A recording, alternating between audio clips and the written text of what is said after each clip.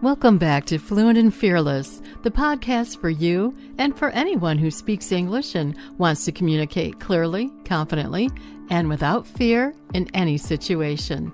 I'm Katherine Arthur, a speech-language pathologist, American accent and pronunciation instructor, and a radio broadcaster. Now that's a lot of words, and lots of words, well, that kind of relates to our topic for today, because today we're talking about something that almost every English speaker struggles with at some point. And these things are talking too much, going on, over-explaining, wandering while speaking, getting off point, kind of like what I'm doing right now. But you know, it happens the moment someone asks you a question in a meeting. You're introducing yourself, or you're speaking during an interview, or maybe you suddenly become the center of attention in a conversation. And instead of speaking clearly and confidently, your brain starts running off in 10 directions at once. You over-explain, you repeat yourself, you lose your point halfway through the sentence. And then you keep talking, and halfway through your sentence, even you don't know where the sentence is going anymore. If that sounds familiar, you're definitely not alone. And here's the important thing. Talking too much in those situations, that's something we call rambling. Rambling is usually not a language problem. It's a pressure problem.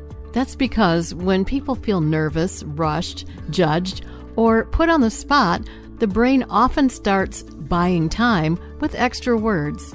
So today I want to help. I want to help you become more concise, more organized, and more confident during high-pressure speaking moments.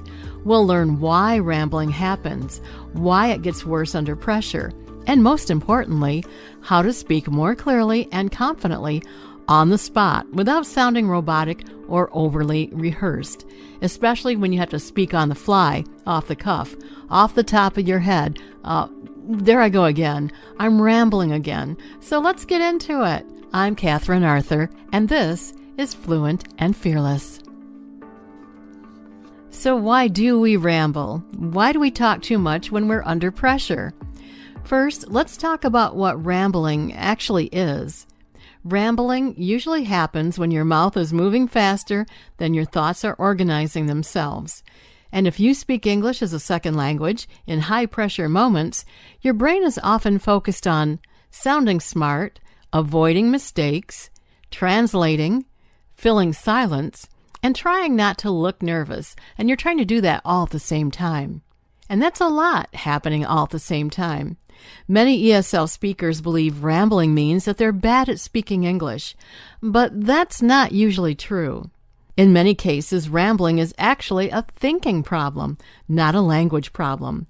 Rambling often happens because we're afraid to stop talking. Sometimes when you're nervous, silence suddenly feels uncomfortable. So instead of pausing, you keep talking. A lot of ESL speakers think fluent people never pause. Actually, strong communicators pause all the time. Confident speakers are comfortable with short silence. Confident speakers are not always faster speakers. Very often, they're simply more organized speakers. So, how can you become a more organized speaker of English?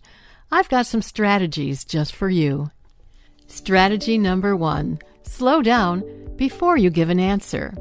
Now, one of the most powerful communication skills is the ability to pause before speaking, not after, but before. If someone asks you a question, you do not need to answer immediately. Just take one breath. Even a 1-second pause helps you to organize your thoughts. For example, instead of blurting out, well, I think maybe one of the reasons is because honestly there are a lot of different factors. You could actually pause and say, I think there are 2 main reasons. Do you see how that sounds more confident and more organized? Fast speaking is not the same as effective speaking. Strategy number 2, try the headline first strategy. Now, this is one of the best tools for concise speaking. Before giving details, say the main point first. Think of it like a news headline. Let me give you a comparison. For a lot of people who are in high-pressure speaking situations, when someone asks them a question, They might feel pressure to include every detail, every explanation, every background story, and every possible clarification.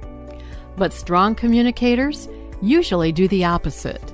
They focus on what is the one main point that they want that person to remember. And that's it.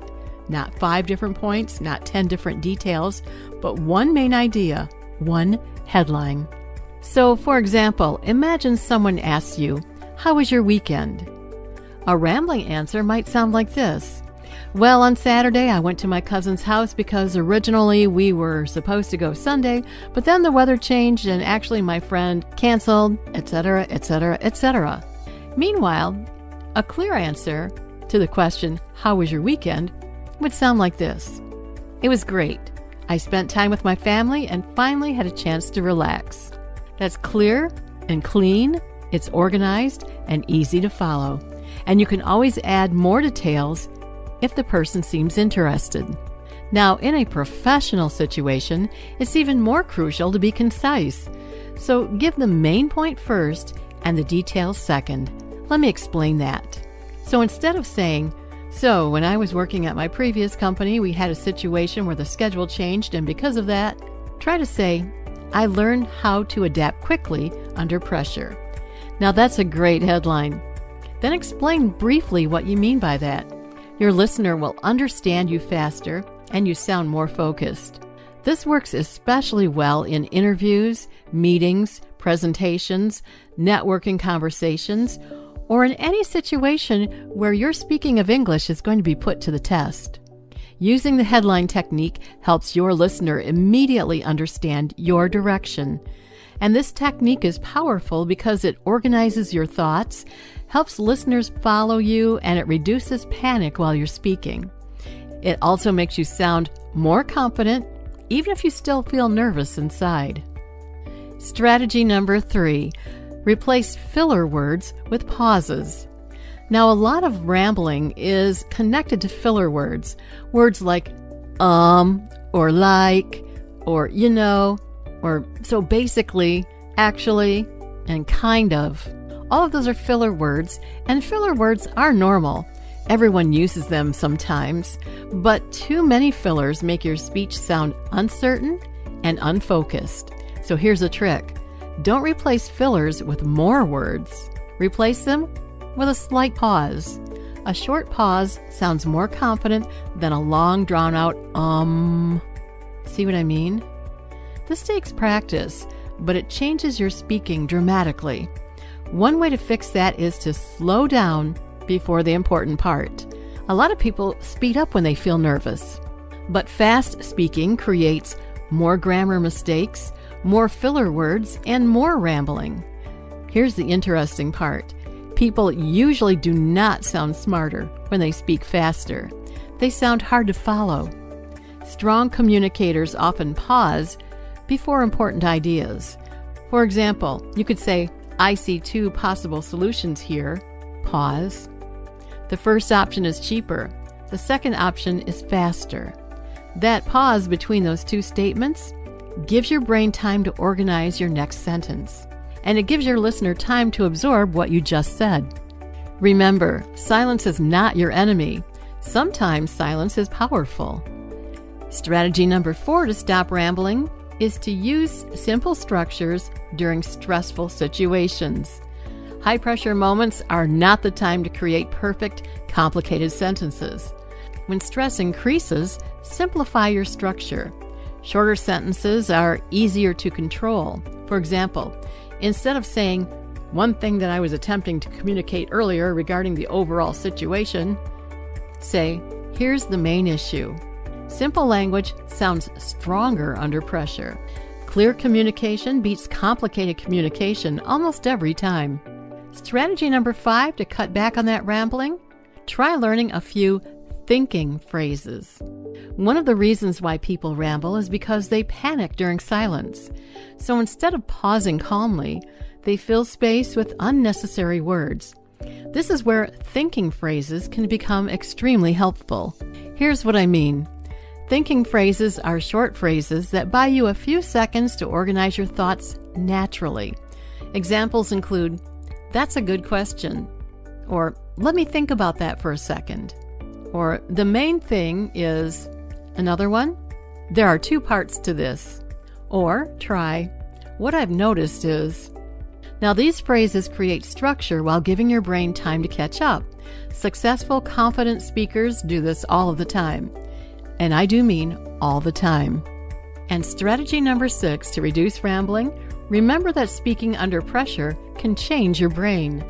If you speak beautifully when practicing alone but struggle during meetings or interviews, if you speak English as a second language, that does not mean that your English has disappeared. Speaking under pressure can affect memory, processing speed, pronunciation, and your focus. And this can happen to native speakers too. Now remember, the goal is not to become perfect under pressure. The goal is to become organized under pressure.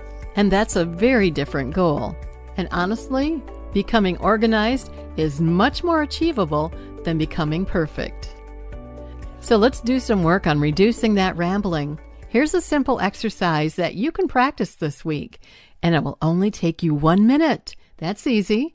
Pick one random topic and speak for only 1 minute. Not 5 minutes, just 1 minute. Choose random everyday questions like, what's your favorite restaurant? Or what's a challenge at work? Or what did you do last weekend? Then give yourself one main point or headline, one supporting detail, and then stop. That's it. Just train yourself to end your answer earlier than will feel natural. A lot of rambling begins after the useful part of the answer is already finished. Remember, your goal is to make one clear point, stay organized, and then stop when you finish. This trains your brain to communicate efficiently instead of endlessly searching for more words. So you can practice with topics like, what's a skill that you want to improve? Or describe your hometown? Or what makes a good leader? Or what's a challenge that you overcame? Now, the more you practice concise speaking, the easier it becomes during real pressure situations. So let's review. Remember that shorter often sounds smarter. A lot of people believe long answers sound more intelligent. Usually the opposite is true. Think about people who sound confident in meetings or interviews. They usually speak clearly, directly, and calmly, not endlessly. You do not need to prove your intelligence with extra words. You need clarity. So to sum it all up, if you tend to ramble in high-pressure moments, don't shame yourself for it. Don't be embarrassed. Your brain is trying to protect you. It's trying to avoid silence, avoid mistakes, and avoid judgment.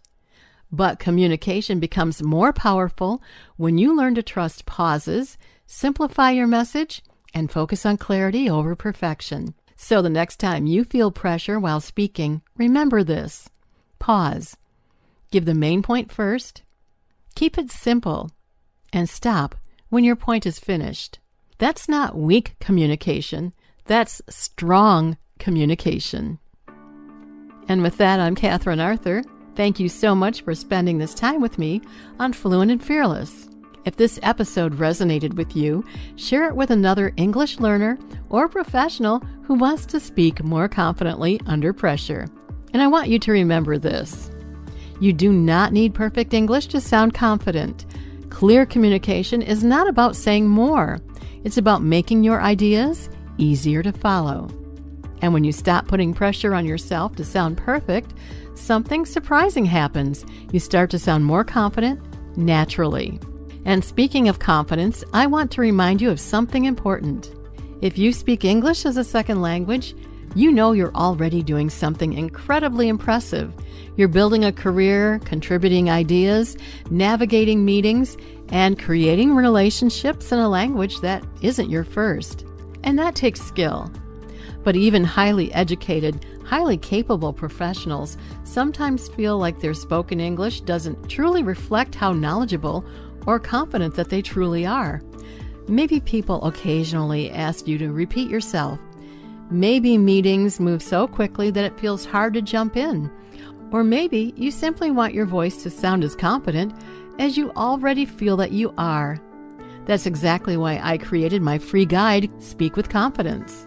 It's packed with practical tips to help ESL professionals sound more natural, more clear, and more professional when speaking American English.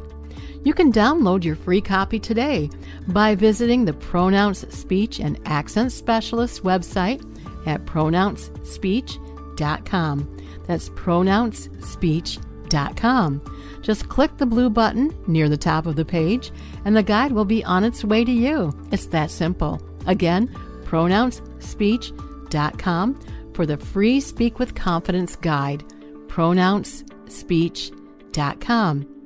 I'd love for you to have this free guide. I'd also love for you to connect with us on Facebook, Instagram, and YouTube at Pronounce Speech and Accent Specialists. You can also find me, Katherine Arthur, on LinkedIn. You know, I genuinely love hearing from listeners and connecting with ESL professionals from all over the world. It's just great. And also remember, you do not need to speak perfect English to make a powerful impact. So until next time, keep speaking, keep showing up, and keep reminding yourself that your voice deserves to be heard. Thanks again for listening, and I'll talk to you next time on Fluent and Fearless.